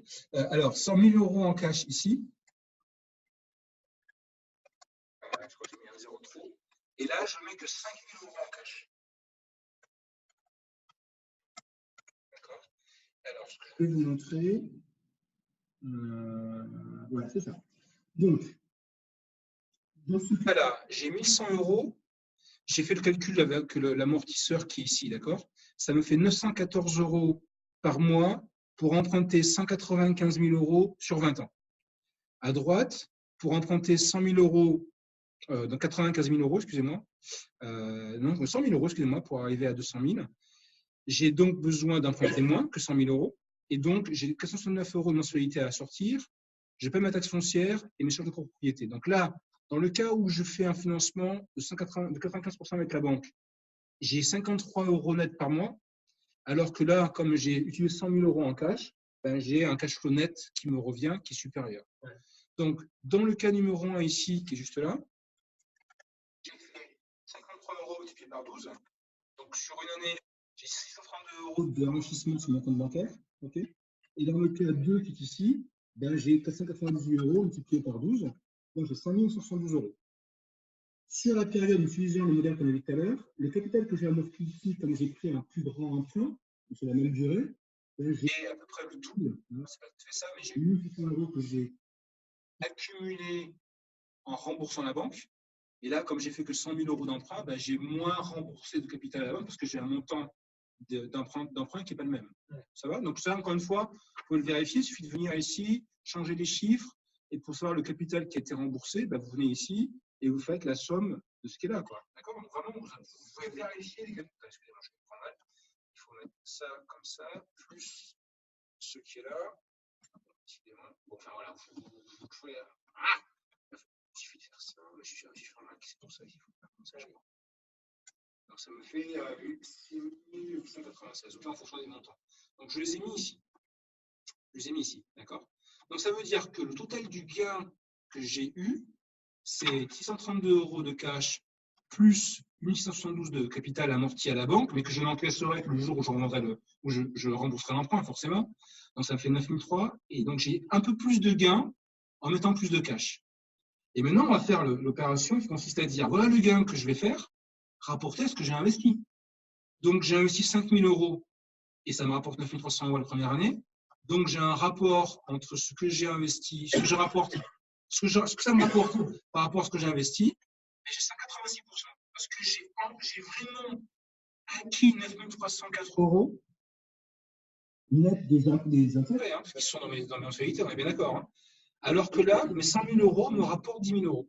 Donc là, j'ai 5 000 € qui me rapportent la première année 9 300 € et 100 000 € qui m'apportent 10 000 €. Donc, sur un seul bien, vous voyez à quel point utiliser l'emprunt permet d'optimiser l'effet de levier. Ça va? Je suis bien un peu vite, mais exemple est là, vous pouvez jouer avec, vous pouvez faire ce que vous voulez. C'est juste mathématique. D'accord? Alors, ouais, ce que je vais vous montrer, c'est le dernier élément qui me semble encore plus intéressant. Parce que là, on a parlé de 4 éléments. Je vais vous montrer la suite sur Excel.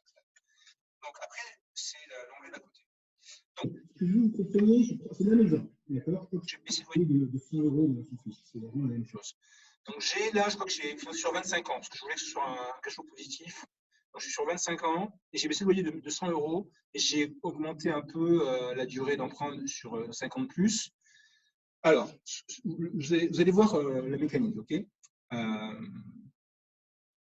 Ouais. Donc, la première année, qu'est-ce qui se passe? Donc, j'ai 95 €. Hein, on a fait tout à l'heure la mécanique, je ne vais pas la refaire. Donc, 95 € multiplié par 12 mois, j'ai mis 140 €. Vous avez vu comment je fais pour avoir le capital amorti? On l'a vu tout à l'heure à l'instant. Hein, c'est la première année. Et j'ai pris ici une appréciation de biens G14 de 2%. Peut-être que je suis un peu trop 2%, est-ce que c'est 2% ou c'est 1,5%? 1,5%.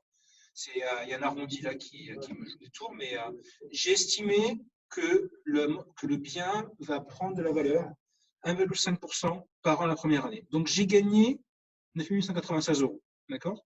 Qu'est-ce qui se passe la deuxième année? Dans la vraie vie, le loyer va augmenter, supposons de 1 avec 1,5%. Okay? Les charges de copro aussi. Les impôts aussi. Par contre, la mensualité bancaire, elle n'augmente pas, parce que c'est amortissement comptant. D'accord? Donc, le net, c'est que le loyer de 1140 €, de 95 € va devenir 100 €, donc je ne gagne que 5 €. Net, donc c'est le net, je sais pas, peut-être que ça va être 1010 € et puis je vais perdre ma peut-être foncière, mais juste pour vous voyez un peu. Hein, 60 € de plus par an. Quand l'amorti, il augmente, on a vu tout à l'heure la mécanique, hein, que l'amortissement a augmenté. Et le bien, il augmente aussi un peu, à 1,5% aussi encore une fois, mais sur une base qui, elle, a augmenté déjà de 1,5%. D'accord?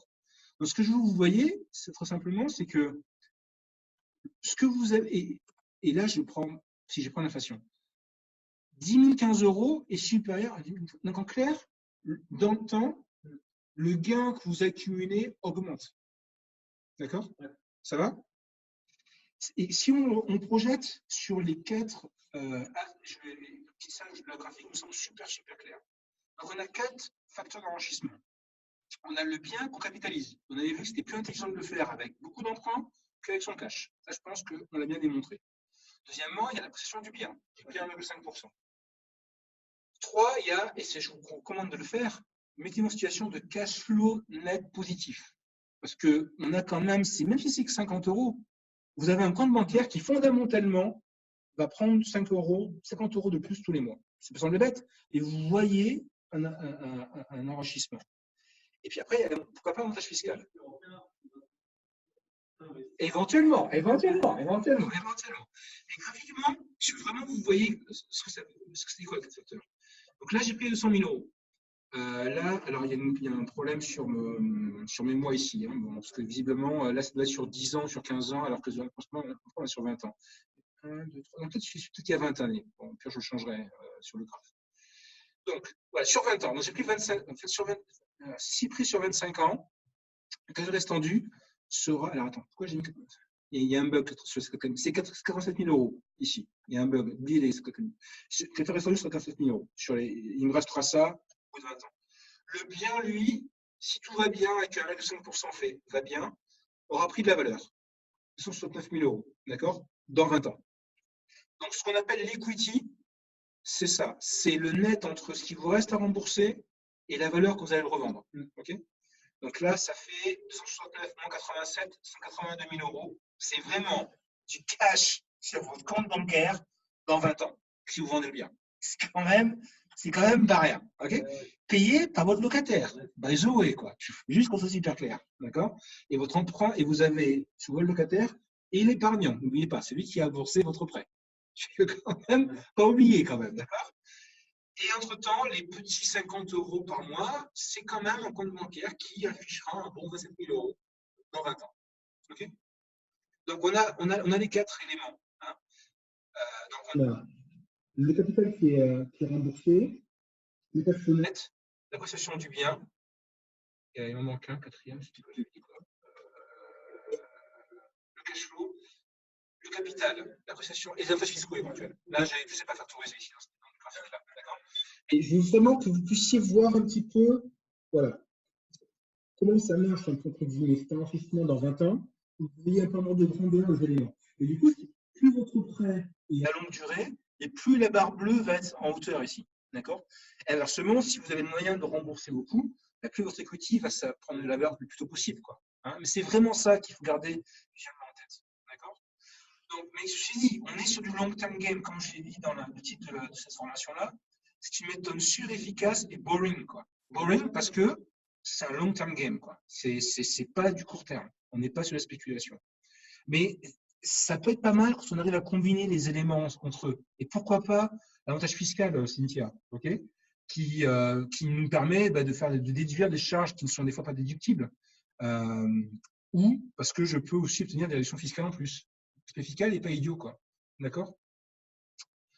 Donc voilà, un autre argument, mais qui me semble important pour vous donner des éléments de motivation complémentaires. Un autre élément qui me semble important, je vais essayer d'aller un peu plus vite, parce qu'on a pas mal d'éléments, et puis je suis un peu marqué, je suis tellement passionné par ce sujet-là, je ne vous cache pas que j'ai du mal à… Il en reste 10 minutes. Bon, je vais accélérer un peu. Il y a le mensonge de la promesse de l'épargne. Alors, l'épargne moyen en francs, j'ai trouvé des chiffres assez récents, en 2018, est de 13,9% du revenu des Français. Pour information, ça inclut le remboursement de l'emprunt de la résidence principale, qui correspond en fait à peu près à 10% de l'effort. Donc la réalité, c'est que les Français, qui d'ailleurs étaient un peu plus épargnants dans le passé, il y a vraiment, je dirais, 5% du revenu qui est mis de côté aujourd'hui. Et le reste, c'est essentiellement pour se prendre l'emprunt. Le problème qu'on a, c'est que la fameuse recette qui disait « épargne mon fils, ça permettra de faire ta retraite », c'est un énorme mensonge. Pourquoi? À cause de l'espérance de vie. L'idée, c'est que les hypothèses d'épargne sont tellement hors de portée pour pouvoir en vivre largement à la retraite que je pense pour moi c'est un véritable mensonge. Je vais vous le prouver avec des chiffres. Okay, donc ça, c'est les chiffres qui sont l'argent et vous, c'est marqué là. Mais l'idée, c'est quoi? C'est, supposons que je suis à la retraite et que je veux rester à la retraite non pas 11 ans, mais 23 ans. Mais admettons que c'est 11 ans. Si je veux me payer 4 000 € par mois pendant 11 ans, et mourir au bout d'11 ans. Donc, c'est-à-dire qu'il ne reste plus rien. Il me faut 500 000 €. Si par contre, je veux tenir 23 ans, manger 4 000 € par mois et il ne me reste plus rien, il me faut 1 million d'euros. Okay, il faut 1 million d'euros. Et cet argent-là, 1 million d'euros, quand tu es à la retraite, il faut que ça rapporte 1,5% par an. D'accord? Donc, c'est… Maintenant, supposons qu'on veut on a des enfants et qu'on veut céder un peu de l'argent à ces enfants-là. Et qu'on veut leur laisser la moitié du capital. Ben là, ces 4 000 €-là, il faut maintenant avoir 1,5 million au jour de la retraite pour que 22 ans après, vous mouriez et vous laissiez la moitié à vos enfants. Okay, la question à se poser maintenant, c'est que faut-il épargner pour avoir 1,5 million d'euros à la retraite? Okay, et ben, donc là, je vous passe ce qui est marqué, c'est la liste que je viens de vous raconter. Grosso modo, okay, il faut placer 15 fois 342 €, 15 fois, parce que c'est pour 100 000 €. Donc, pour avoir 1,5 million d'euros, il faut placer 15 fois 342 € pendant 15 ans avec un taux de rendement de 6%. Donc, il faut placer 5 000 € par mois pendant 15 ans, ou il faut placer 15 fois 215, je ne sais pas comment ça fait, enfin, ou 15 fois 144 pendant 25 ans, et le placer à 6% pour avoir 1,5 million d'euros. Okay, donc, voilà, l'idée, c'est de dire, je m'appelle Didier, je suis à 20 ans de la retraite, et je veux mais quelle est la somme d'argent qu'il faut que je place à tel pourcentage pour pouvoir avoir une somme dont je peux vivre derrière. Et le calcul est mathématique. Et donc, pour la plupart des Français, ce n'est pas possible de passer 5 000 € par mois aujourd'hui pendant 15 ans à 6% pour avoir 1,5 million d'euros qui va me permettre de vivre pendant 20 ans avec 4 000 €. Quoi. Ça ne va pas être possible. D'accord ? Ça y est, Mathieu fait ses petits calculs. D'accord ? Mais c'est exactement ça. C'est que vous puissiez avoir les atouts en main et qui font que l'immobilier, lui, nous permet d'avoir ce placement automatique. Non, mais voilà. L'immobilier vous permet automatiquement de prendre l'argent d'autres personnes, je suis désolé, hein, et de constituer votre capital. On l'a vu juste avant. Le dernier élément, et je vais passer sur la question, c'est qu'on fait de l'argent. C'est super simple, ok ? Les banques centrales, la Fed et la Banque centrale européenne créent des euros tous les mois. Et la constitution, l'augmentation de la masse monétaire dévalorise mécaniquement la somme d'argent que nous avons. Donc en fait, quand l'immobilier monte, ce n'est pas tant l'immobilier qui monte, c'est l'euro qui perd de la valeur. Je vais très très vite sur le concept parce que on termine dans les temps, mais voilà. L'autre raison pour laquelle il faut, je pense, y aller, c'est les conditions d'emprunt historiquement basses. Ça remonte jusqu'à 1800, d'accord ? On n'a jamais vu une situation pareille. Et dans une vidéo que j'ai postée la semaine dernière, le gouvernement est en train un petit peu de mettre la pression sur les banques pour qu'elles rendent moins facile les emprunts à 25 ans avec des taux d'endettement importants. Donc voilà, je crois qu'il faut y aller, quoi. Le timing est vraiment là. Je passe parce qu'il y a vraiment autre chose à dire. Et je veux qu'on soit capable de terminer relativement dans les temps. Il ne reste plus que 10 minutes. Alors, on rentre dans l'aspect conseil sur comment y aller. Et encore une fois, je suis désolé d'aller un peu vite. De toute façon, qu'il allait, je referai des vidéos plus tranquilles sur ces conseils-là. Et on va aller assez vite. Mais là, c'est essentiellement des conseils, donc il n'y a pas trop de démonstrations. On est relativement. Alors, on va passer sur ça. Il y a un article très intéressant qui explique que les gens, en voyant ce qui se passe dans les grèves, commencent à bouger. Gardez en tête, encore une fois, on va avoir besoin d'avoir un modèle qui va nous calculer les cash flows, la structure d'un emprunt et qui est capable de faire un tableau de financement. Donc, je vais aller vite parce que je vais vraiment passer du temps sur les conseils. Cette fois, vous allez envisager un investissement, posez-vous 3 questions. Quelle est la stratégie d'acquisition? Quelle est la stratégie pendant la durée de vie de l'investissement? Et quelle est la stratégie de la sortie? Je prends l'exemple de quelqu'un qui vient me voir, qui me dit voilà, il y a un groupe qui s'appelle Résine Études, il me propose d'acheter une chambre d'étudiant dans une résidence de service. Il y aura un contrat derrière d'exploitation. Qu'est-ce que tu en penses, Jean-Pierre? Je lui dis écoute, si tu veux investir et que tu le fais comme un pro, tu veux être capable d'acheter au meilleur prix. Est-ce que tu as des conditions qui permettent de négocier ton prix d'achat? Non. OK. Après, pendant la durée de vie, tu pourras en vivre librement de ton résidence étudiantine ou est-ce que tu es pris et pieds mains liés par un contrat? Il y a un contrat. Ah. C'est quoi les conditions de sortie du contrat? Tu as lu? Non. Et regarde, il est verrouillé pendant 10 ans. Et après, tu vas le vendre à qui ton bien? Dans un appartement étudiantin qui aura probablement été dégradé. Dis-moi, qui aura envie d'acheter une résidence étudiantine dégradée sans avantage fiscal dans 10 ans? Donc, posez-vous la question de savoir, est-ce que j'ai un pouvoir d'achat, entre guillemets, à l'acquisition? Est-ce que j'ai un pouvoir de négociation? Voilà. Quelles sont mes options? Quelle va être ma liberté par rapport à cet investissement-là pendant la durée de vie, 10, 15, 20 ans? Et puis, sur quel marché je vais pouvoir le vendre? Est-ce qu'il me doute bien s'il sera liquide, ce marché-là? Si vous vendez sur les marchés résidentiels français, ben oui, parce qu'il y a, je sais pas combien, il y a 1 million de transactions par an. Si vous vendez sur quelque chose qui est dans un EHPAD, par exemple, le marché, à mon avis, est moins liquide. Je ne dis pas qu'il ne faut pas y aller, mais je dis qu'il est moins liquide. Donc, je pense qu'il faut évaluer ça. Moi, j'utilise un modèle sur Excel, mais que je n'ai pas le temps de vous montrer, mais qui est assez détaillé, qui permet de voir toutes mes simulations. Je vais vraiment passer sur l'aspect conseil pour que vous ayez au moins ça avant qu'on se quitte à 14 h. Bon, la règle fondamentale numéro 1, c'est l'emplacement. C'est la règle de triple E. Ça consiste en dire quoi? Ça veut dire que l'emplacement numéro 1, c'est la ville ou l'endroit où vous allez acheter le bien, sur lequel il va falloir faire des analyses démographiques assez poussées et de dynamisme. Le deuxième, c'est la résidence. Est-ce qu'elle est plutôt en périphérie de la ville ou plutôt en centre-ville?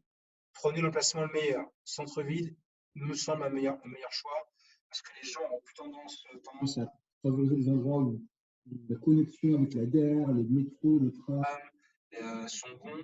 Et après, c'est votre bien, il est où dans le bâtiment en question?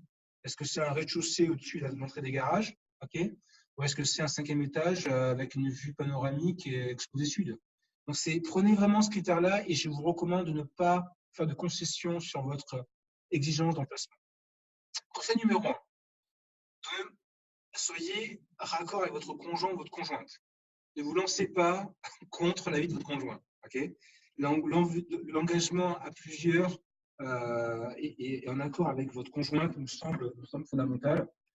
En général, j'ai plutôt fait ça en tant que célibataire, donc je suis en accord avec moi-même. Mais je vous recommande, si vous vous lancez suite à cette formation-là ou plus tard à l'immobilier, à être vraiment raccord avec votre épouse ou avec votre époux. Le deuxième, ayez une situation financière vertueuse, c'est-à-dire si vous faites un premier investissement immobilier et que vous avez par exemple un endettement qui est 0 aujourd'hui, ne vous mettez pas au taquet tout de suite, quoi. Faites un premier studio, mettez-vous à 10% et après on verra. Si éventuellement vous êtes déjà à 33%, mais que vous avez un revenu assez élevé, gardez-vous un reste à vivre qui soit assez conséquent et montrez une situation financière de vos finances qui est bonne, quoi. Pas de découvert, pas de crédit à la consommation. Si vous avez un budget, parlez-en, montrez que vous maîtrisez votre finance, quoi.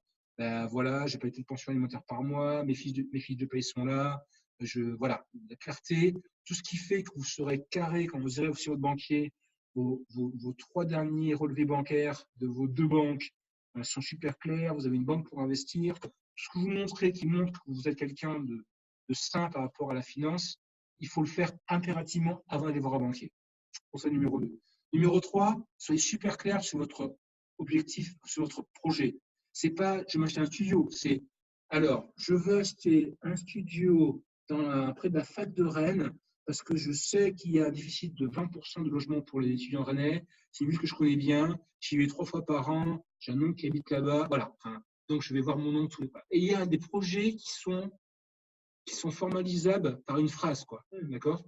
Et qui soient cohérents. N'allez pas dire je vais prendre un bien meublé, un T4, quand il y a peut-être une famille sur 20 qui loue un T4. Parce que les familles de 30-40 ans plutôt achètent leur résidence principale. Donc faites quelque chose qui soit cohérent. Est-ce que c'est du court, est-ce que c'est du long? Donc voilà. Et il est très clair, quoi, ce que vous voulez faire. Et il y a un article que j'ai pris qui en parle un peu plus, qui dit grosso modo, il y a des villes dans lesquelles le meublé, ça ne marche pas du tout, quoi. Donc soyez cohérents, d'accord? Commencez par un investissement simple. Tout de suite un immeuble 4 étages avec 8 appartements dedans, vous n'avez jamais géré des locataires, peut-être pas. Commencez par quelque chose de simple, quoi. Un studio, un T2, un T3, je ne sais pas, mais quelque chose de simple. Visez un cash flow net positif. On ne pourra pas vous le montrer là, mais si vous voulez après me contacter, je serai avec grand plaisir. Mais ce qu'on a vu tout à l'heure, l'emprunt à mensualité constante n'est pas l'emprunt le plus intelligent. Vous pouvez demander à faire des paliers notamment. Et c'est ce que moi j'ai fait, et je ne vais pas vous montrer maintenant, mais je peux vous le montrer. Non, je vais pas dire. Mais j'ai par exemple pour l'investissement de Marseille, j'ai un différé de paiement de 18 mois, alors même que j'ai reçu le bien au bout de 3 mois. Donc, ça veut dire que j'ai 15 mois où je paye 93 € par mois de différé d'emprunt, alors que j'encaisse 950 € de loyer. Donc, j'ai un compte bancaire où j'ai, je sais pas, après tu retires la taxe foncière, etc. Mais je sais pas, je dois être 600 € net par mois pendant 15 mois. Et après, la mensualité va passer de 93 à 250 € pendant 18 mois encore. Et je crois que c'est que la 9e année où je vais être à 250 € de mensualité. Ça veut dire que je me suis créé un emprunt qui me coûte plus cher en intérêt, mais les intérêts sont tellement faibles actuellement que mon surcoût d'intérêt est pour moi non significatif. Par contre, j'ai une situation de cash flow net positive sur ce bien-là, quoi. Quand je vais revoir mon banquier pour faire un autre emprunt, il va prendre en compte une situation où j'ai un appartement, enfin, il y a 2-3 en l'occurrence, qui me rapporte de l'argent tous les ans et il verra le solde du compte bancaire qui grossit tous les mois, quoi. D'accord? Moi, je vous recommande de faire un emprunt qui vous permette de vous mettre en situation de cash flow net positif pour le premier appartement. Je vous recommande vraiment. Minimiser votre rapport pécunier perso, ça je pense là, je vous l'ai démontré avec les 2 cas. Faire une micro-étude de macro-marché, c'est-à-dire est-ce que la démographie de votre ville est positive, tant par la dernière fois, allez voir la mairie. les emplois, parce que c'est une ville qui crée de l'emploi ou qui en perd l'emploi. Parce que une ville qui crée de l'emploi, c'est une ville qui s'enrichit, hein, pas chercher. Regardez, la demande locative, ça peut être une formation de certificat ou une société sur le bon temps. Vous avez acheté. Alors, c'est pas très joli, hein, mais vous allez voir, si vous avez un appel tous les 3 jours ou 5 appels par jour, vous la voyez, hein, la demande locative. Hein. Vous la voyez tout de suite, hein, c'est clair. Et puis, le macro-marché aussi, c'est parce que c'est un article que je suis content d'avoir retrouvé. J'avais acheté le journal Le Revenu, puis finalement, j'ai retrouvé l'article qui explique sur 10 ans les conseils qu'avait fait Le Revenu en 2009 et l'évolution de l'immobilier dans ces villes-là. Il y a un disparate énorme. Il y a des villes comme Saint-Étienne qui l'avait suggéré, a fait 32% de baisse entre 2009 et 2019. Et des villes comme Paris, Lyon et Bordeaux ont fait des gains de 54, 53 et 42 sur 10 ans. Sur 10 ans. Marseille, malheureusement, on est fait en 2015, Marseille, mais Marseille a fait, je crois, 17% sur la même période. Donc, la diversification au choix de la ville est quand même assez bon. Je ne dirais pas que. Je ne sais pas si le passé justifie qu'il faut maintenant aller à Saint-Étienne ou à Dunkerque, mais voilà, le choix de la ville est important. Et aussi, le micro-marché, aller sur place. Ouais. Je ne dis pas qu'on passe de la durée à un ghetto, j'exagère un petit peu quand je le fais là, mais il y a un peu de ça quand même. Aujourd'hui, les prix immobiliers, vous êtes dans un quartier, je sais pas, le 3e arrondissement à Marseille par exemple, il y a la voie ferrée entre les deux, la partie gauche de la voie ferrée, il y a 800 à 1000 euros d'écart. Donc, ne faites pas un achat juste je suis à Internet, je regarde la moyenne dans l'arrondissement, c'est ma valeur d'achat. Non, allez sur place. Allez vraiment voir un bien, regardez ce qu'est le quartier. Faites-vous une idée vraiment précise en allant sur place. Voilà, il y a d'autres exemples qui sont marqués ici. Les erreurs à ne pas commettre, et on arrive dans. Ouais, je suis en retard de 2 minutes déjà. Ne surestimez pas trop les revenus, notamment des rendements qui promettent